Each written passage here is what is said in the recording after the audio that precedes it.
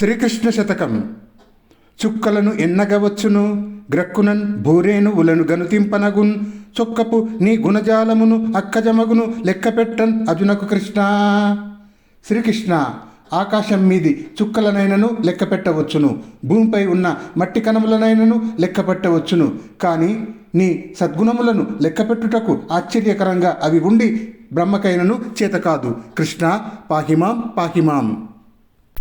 కుక్షిని నిఖిల జగంబులు నిక్షేపమును చేసి ప్రళయ నీరది నడుమన్, రక్షక వటపత్రముపై దక్షతన్ పవలించునట్టి ధన్యుడు కృష్ణ.